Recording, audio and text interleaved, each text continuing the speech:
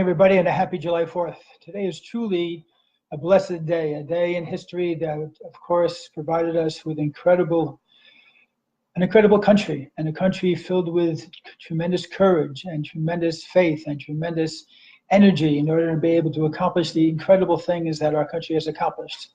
And of course, I'm always very thankful for the religious freedom that we as Jews have in this country, and the ability to worship God as we wish, and to practice our religion freely without any fear, which of course to this date exists in many places around the world.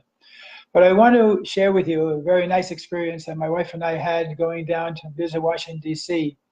And this is last summer. We took off a few days, and as a little bit of a side trip, we decided, or at least my wife decided, to take a bike trip from Alexandria, Virginia to Mount Vernon, Virginia, to visit George Washington's home.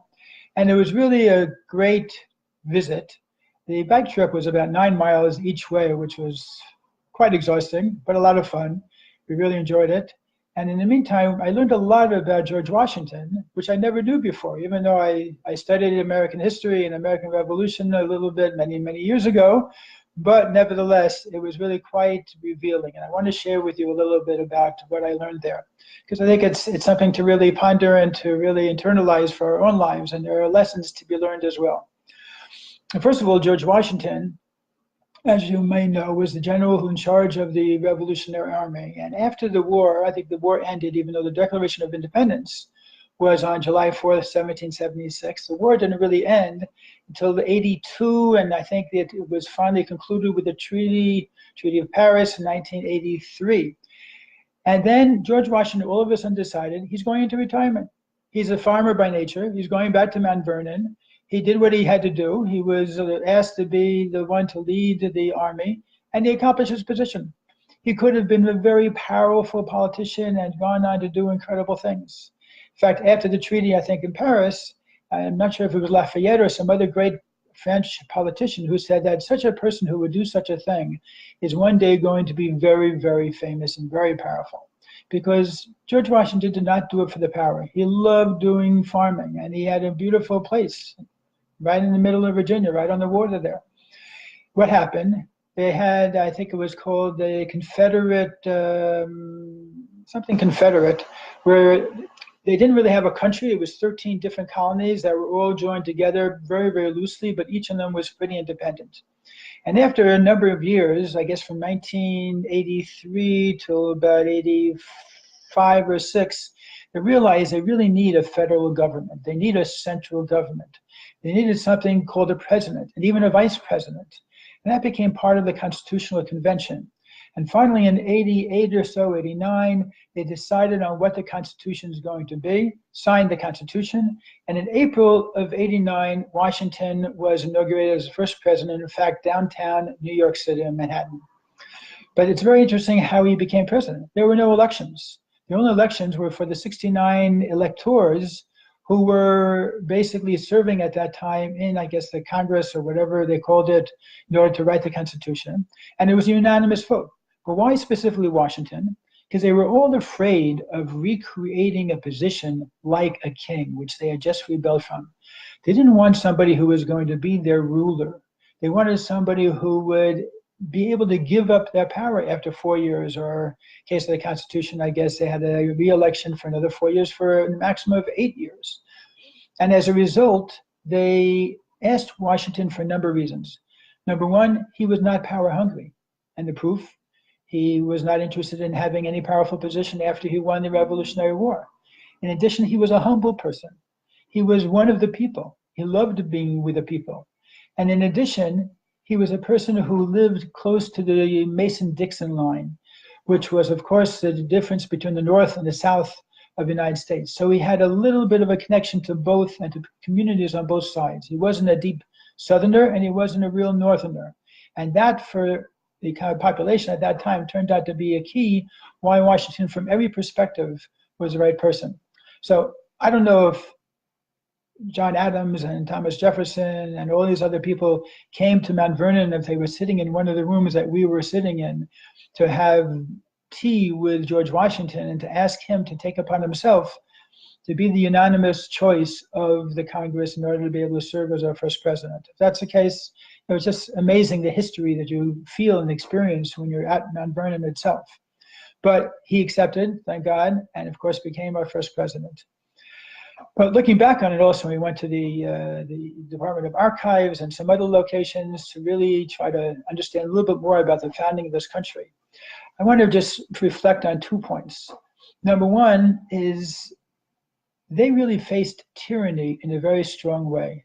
And there was a tremendous fear that this Declaration of Independence that they were making would turn out to be a bomb, that they really had no infrastructure to be able to create this new country out of nothingness.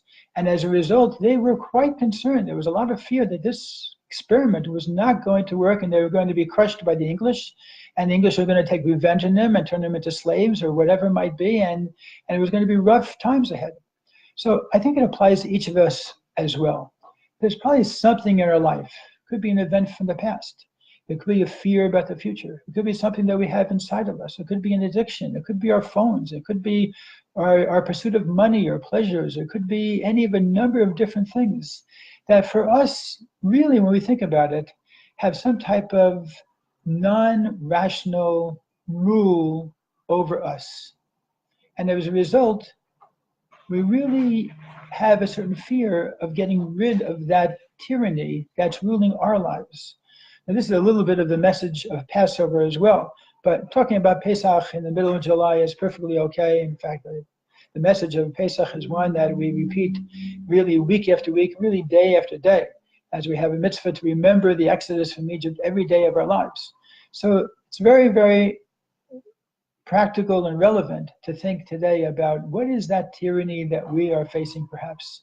It might not be as severe and as serious as the one that they were facing then, which literally affected their lives and their whole community and their states for many, many years. But we all have something, small or big, that we can think about that will hopefully, the revolutionary and the Declaration of Independence that was signed today, many years ago, will hopefully give us a little bit of inner strength to overcome whatever fear we have about taking the steps we need to take to be able to have faith in God, faith in our advisors, faith in our spouses, our friends, people who might be telling us that we really need to face this tyrant head on, or to be able to work from within to limit or to control or to subside our whatever tyrant might be working within us, whether it be our Yetzer Hara, whether it be some fear that we have that we know we can overcome. And by doing this, hopefully we'll be able better to serve God, to fulfill our purpose, to fulfill our full potential, as in fact the colonists did after they took on the tyrant that was president in their life at that time.